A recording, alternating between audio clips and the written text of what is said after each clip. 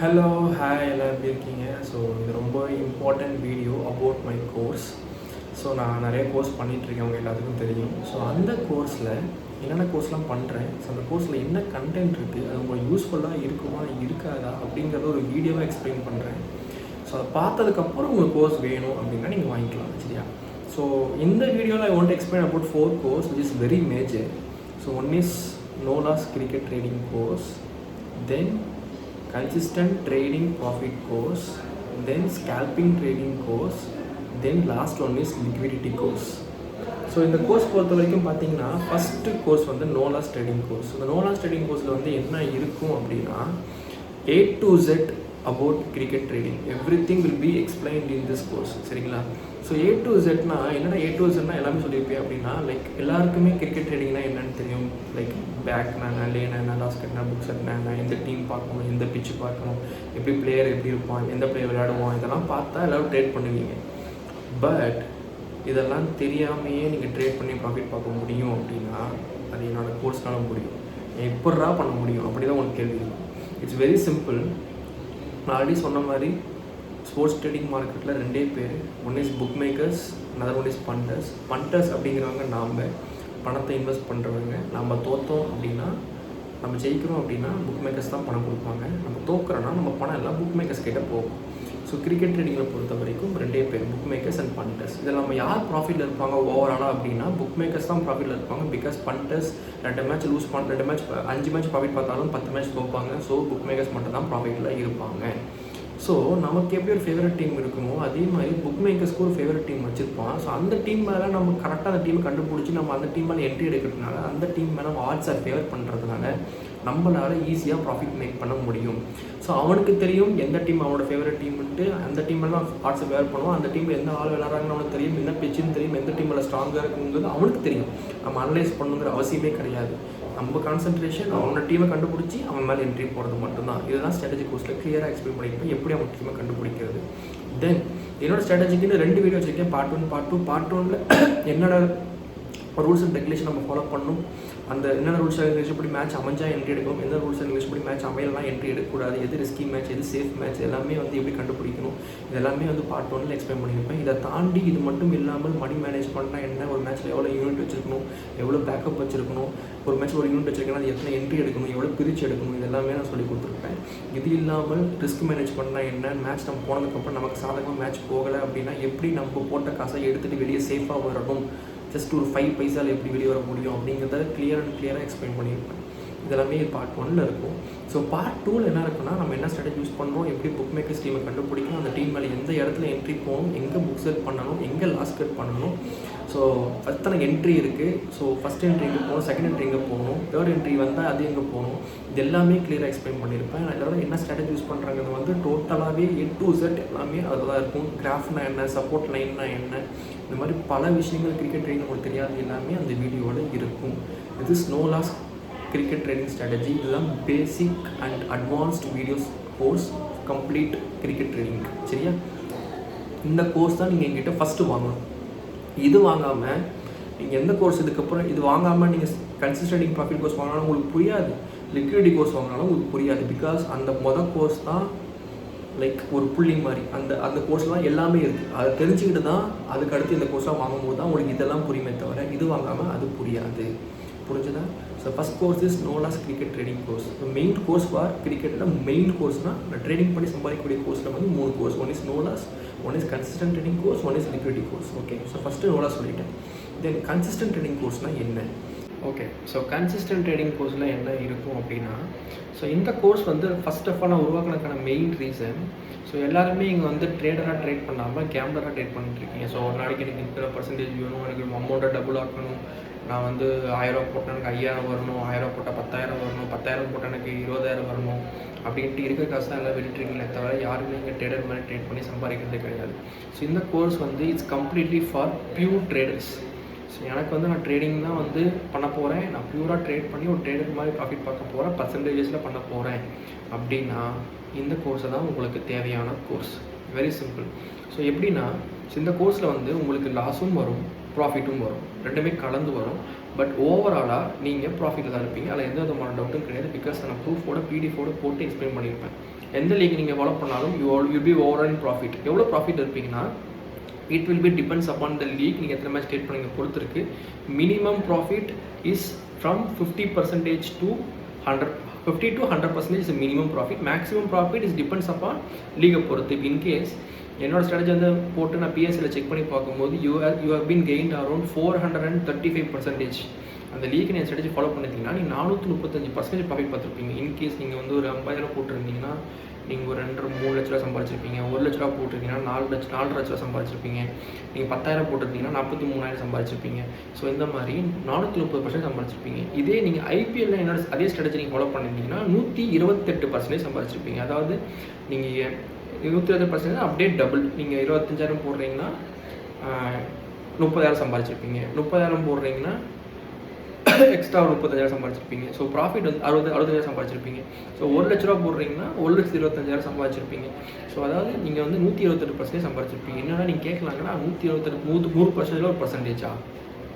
அதாவது பர்சன்டேஜே கிடையாது. ஒரே மேட்ச்சில் எடுப்பேன் கண்ணு. நீங்கள் ஒரு மேட்ச்சில் எடுக்கிறது பிரச்சனை கிடையாது. நீங்கள் ஒரு மேட்ச்சில் எடுப்பேன், அடுத்த மேட்ச்சில் விடுவது பிரச்சனை கிடையாது. இது வந்து நீ அந்த ஒரு மேட்ச்சில் வந்து உன்னால் 50,000 போட முடியுமா? ஒரே மேட்ச்சில் போட முடியாது. ஏன்னா பயம் இருக்கும். ஒரே மேட்ச் 100% எடுத்தாலும் நீ 50,000 இன்வெஸ்ட் பண்ண மாட்டேன். ஆனால் என்னோட ஸ்ட்ராட்டஜியில் நீ எவ்வளோ பெரிய பல்க் அமௌண்ட்டாக இருந்தாலும் பேக்கப்புக்கு 2 யூனிட் 3 யூனிட் இருந்தாலே போதும் என் ஸ்ட்ராட்டஜிக்கு. சரியா? அவ்வளோ யூனிட்டே தேவைப்படாது. ஏன் அந்த பேக்கப்பே 2 யூனிட் 3 யூனிட் சொல்கிறேன்னா, நான் சொல்லிட்டேன் லாஸும் ஆக நீ ப்ராஃபிட் ஆக. லாஸுங்கிறது வந்து பார்த்தீங்கன்னா ஒரு லீக்லேயே 4 மேட்ச் தான் லாஸ் ஆகும். நான் சொல்கிறேன் ஒரு லீக்லேயே 4 மேட்ச். அந்த மேட்ச்லேயுமே உனக்கு அதிகபட்ச லாஸ் எவ்வளோ அப்படின்னா 40%. ஓகே, 35 to 40% அதிகபட்ச லாஸ் அந்த 4 மேட்ச்லேயுமே. அதே மாதிரி நீ ஒரு மேட்ச்சுக்கு ப்ராஃபிட் பார்க்க போகிற பர்சன்டேஜ் எவ்வளோன்னு பார்த்தீங்கன்னா 35 to 40%. சேம் என்ன லாஸ் பர்சன்டேஜோ அதே தான் நீ ப்ராஃபிட் பர்சன்டேஜோ எடுப்பேன். ஸோ நீ 4 மேட்ச்சில் நீ 40% கொடுத்து லாஸ் பண்ணுறேன்னா அந்த 4 மேட்ச்சில் லாஸ் பண்ணுறதுக்கு தான் உனக்கு பேக்கப் பட்ஜெட் சொல்கிறேன். அந்த 4 மேட்ச் நீ லாஸ் பண்ணுறனா நீ 4 மேட்ச் நீ ட்ரேட் பண்ணாலே போதும். இந்த லாஸை நீ ஈக்குவல் பண்ணி ஈஸியாக முடிச்சிடுவேன்.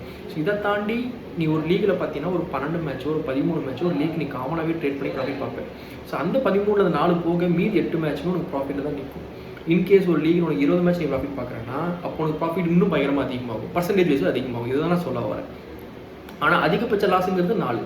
இந்த 4 மேட்ச் தவிர அதிகபட்ச லாஸ் ஆக மாட்டேன். அதை நான் கேரண்டியாக சொல்லுவேன். ஏன்னா அது வந்து நான் ப்ரூஃபோட PDF போட்டு என் ஸ்ட்ராட்டஜி ஃபாலோ பண்ணி என்ன ரிசல்ட் வந்துருக்குங்கிறது முதற்கொண்டு நான் ப்ரூஃபோட PDF வச்சுருக்கேன். உங்களுக்கு நம்பிக்கை இல்லை அப்படின்னா அந்த PDF என்கிட்ட கேளுங்க, அந்த PDF அனுப்பிவிடும். அதை பார்த்தீங்கன்னா உங்களுக்கு நீங்களே வியந்து போயிருவீங்க. எப்படி நாங்கள் கால்குலேட் பண்ணியிருக்கோம், எவ்வளோ பர்சன்டேஜ் எங்கே என்ட்ரி எடுத்திருப்போம், இந்த என்ட்ரிலேருந்து இந்த இடத்துல புக்ஸப் பண்ணி எத்தனை பர்சன்டேஜ் கவர் பண்ணியிருப்போம், இங்கே புக்ஸப் பண்ணி தான் எத்தனை நம்ம க்ரீன் பண்ணி வந்திருக்கும், இந்த மேட்ச்சில் எவ்வளோ கவர் பண்ணியிருப்போம், இந்த மேட்ச்சில் எவ்வளோ லாஸ் பண்ணியிருப்போம், ஸோ ஓவரால் எத்தனை பர்சன்டேஜ் ப்ராஃபிட் பார்த்துருப்போம். இது எல்லாமே PDF போட்டு எடுத்த ஸ்ட்ராட்டஜி தான் அந்த consistent trading strategy. As a ட்ரேடராக நான் ட்ரேட் பண்ணி ப்ராஃபிட் பர்சன்டேஜ் வைஸில் நான் ட்ரேட் பண்ணி நான் ப்ராஃபிட் பார்க்க போகிறேன். நான் கன்சிஸ்டண்ட்டாக எல்லா மாதமும் நான் ப்ராஃபிட் பர்சன்டேஜில் ப்ராஃபிட் இருக்க போகிறேன் அப்படின்னா அந்த ஸ்ட்ராட்டஜியோட பெஸ்ட் ஸ்ட்ராட்டஜி உலகத்தில் எதுவுமே கிடையாது. ஷேர் மார்க்கெட்டில் 2% 3%க்காக விடிய உட்காந்துட்டு இருந்தாலும் 1 வருஷம் 2 வருஷம் உட்காந்தாலும் அது கிடைக்காது. ஆனால் ஸ்போர்ட்ஸ் ட்ரேடிங்கில் 50%, 100%, 500%, 1000% இப்படிங்கிறது கிடைக்கிறதுனால தான் எல்லா மக்களும் இந்த ஸ்போர்ட்ஸ் ட்ரேடிங்கில் வந்து காசை விட்டுட்டு இருக்கீங்க. அதை உங்களுக்கு இவ்வளோ பர்சன்டேஜ் கிடைக்குதுன்னா அதை நீங்கள் எப்படி யூட்டிலைஸ் பண்ணி ப்ராஃபிட் பார்க்கணுங்கிறத விட்டுட்டு சும்மா கண்ணா பின்னான்னு என்ட்ரி எடுத்து இருக்க காசையும் விட்டுருக்கீங்க தவிர யாருமே யூஸ் பண்ணுறதே கிடையாது. நீங்கள் ஒரு 50,000 வச்சுருக்கீங்க, 30,000 வச்சுருக்கீங்க, 10,000 வச்சுருந்தாலும் நீங்கள் 10,000 மாதம் சம்பாதிச்சா போதுன்னா அந்த 10,000 வச்சுட்டு பேக்கப் 20,000 வச்சுட்டு நீங்கள் இந்த ஸ்ட்ராட்டஜி யூஸ் பண்ணி பண்ணிங்கன்னா மாதம் நீங்கள் 10,000 சம்பாதிச்சிட்டே இருக்கலாம். நீங்கள் 50,000 வச்சிங்கன்னா மாதம் 50,000 சம்பாதிக்கலாம். இல்லை 50,000 சம்பாதிக்கலாம் கூட 25,000 பாதி 50% கூட சம்பாதிக்கலாம். 50% பெரிய விஷயம் இல்லையா? மாதம் 50% கிடைக்குன்னா அதோட பெரிய ஸ்ட்ராட்டஜி என்ன வேணும்? அதோட பெரிய ஸ்ட்ராட்டஜி என்ன எனக்கு காமிங்க நான் சொல்கிறேன். அந்த மாதிரி சம்பாதிச்சாலே போதும், நீங்கள் ஓவராலாக ப்ராஃபிட் தான் இருப்பீங்க. So first no loss strategy தெரிஞ்சிருக்கணும். அதை தெரிஞ்சால் தான் இந்த கன்சிஸ்டன்ட் ஸ்ட்ராட்டஜி நீங்கள் வாங்க முடியும். அப்போ தான் உங்களுக்கு இது ரெண்டுமே புரிஞ்சுதா? ஸோ இதை தாண்டி இருக்கிற ஸ்ட்ராட்டஜி தான் most important strategy, liquidity strategy. So இந்த லிக்விடிட்டி ஸ்ட்ராட்டஜி வந்து it's really high valuable strategy. நான் கண்டுபிடிச்ச ஸ்ட்ராட்டஜி பிக்கஸ்ட் ஒர்த்ஃபுல் ஸ்ட்ராட்டஜி அப்படின்னா அந்த லிக்விடிட்டி ஸ்ட்ராட்டஜி சொல்லுவேன். இப்போ கடந்த குரூப்பில் நான் கொடுத்த என்ட்ரிஸ் வந்து எல்லாமே வந்து லிக்விடிட்டி ஸ்ட்ராட்டஜி வச்சு கொடுத்த என்ட்ரிஸ் மட்டும்தான். ஸோ நோலாஸ் ஸ்ட்ராட்டஜி வச்சோ கன்சிஸ்டன்ட் ஸ்ட்ராட்டஜி வச்சோ கொடுத்த என்ட்ரி கிடையாது. அந்த நோலாஸ் வச்சு கன்சிஸ்டன்ட் வச்சு நான் என்ட்ரி பாயிண்ட்ஸ் வந்து நான் ப்ரிடிக்ட் பண்ணி அதை வச்சு நான் கொடுத்தேன். என்ட்ரி பாயிண்ட்ஸ் எல்லாமே அதை வச்சு கொடுத்து தான். பட் டீம் கண்டுபிடிச்சதுலேருந்து லிக்விடிட்டி எல்லாமே கண்டுபிடிச்சி எந்த டீமில் ப்ராஃபிட்டாக வரும் அப்படிங்கிறது கண்டுபிடிச்சி ப்ராப்பராக அந்த டீமில் என்ட்ரி போனது எல்லாமே லிக்விடிட்டி ஸ்ட்ராட்டஜி தான் கொடுத்தேன். ஸோ லிக்விடிட்டி ஸ்ட்ராட்டஜி வந்து இப்போதைக்கு எனக்கு சொல்லித்தர எய்ம் கிடையாது. பிகாஸ் இட்ஸ் ரொம்ப ஹை வேல்யூபிள் ஸ்ட்ராட்டஜி. அதை நான் வந்து லீக் பண்ண விரும்பலை. அது லீக் ஆனால் அது வேறு எதுவும் போயிடும். அது கிடைக்காத என் கையில் போச்சுன்னா அது வேறு எது மாதிரி லீக் பண்ணி வேறு எது மாதிரி சம்பாதிக்க ஆரம்பிச்சிருவாங்க. எனக்கு அது கொடுக்க விருப்பம் கிடையாது. என்னோட பர்சனல் யூஸ்க்காக வச்சுருக்கேன். ஸோ அதுபடி உங்களை ஃப்ரீயாக என்ட்ரி தரேன். அதை வச்சு நீங்களும் சம்பாதிங்க. ஸோ அப்படி பண்ணிக்கலாம். ஸோ ஃபியூச்சரில் ஏதாவது எனக்கு பிளான் இருந்தால் நான் சொல்கிறேன். என்னை பொறுத்த வரைக்கும் இப்போதைக்கு அந்த liquid strategy is very high valuable one. நான் வந்து லீக் பண்ண விரும்பவே கிடையாது. யாருக்கும் லீக் பண்ண போகிறதும் கிடையாது. ஸோ தப்பாக நினச்சிக்க வேணாம்.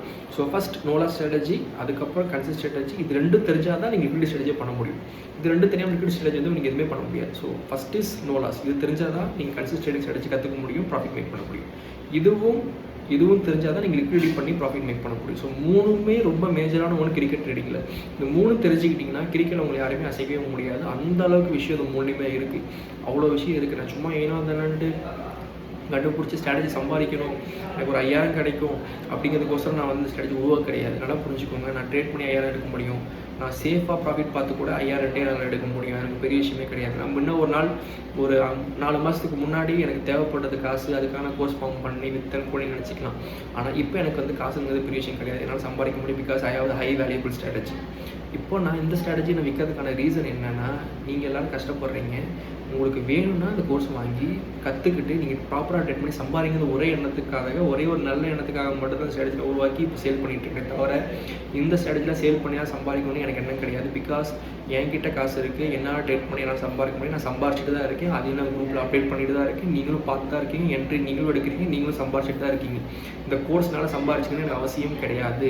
இந்த கோர்ஸ் நான் விற்கிறதுக்கு ஒரே ரீசன், நீங்கள் கற்றுக்கிட்டு நீங்கள் ட்ரேட் பண்ணி சம்பாதிங்க, காசை விடாதீங்கன்னு சொல்கிறதுக்கு ஒரே ரீசனுக்காக தான் இந்த ஸ்ட்ராட்டஜி நான் உருவாக்கியிருக்கேன். புரிஞ்சதா?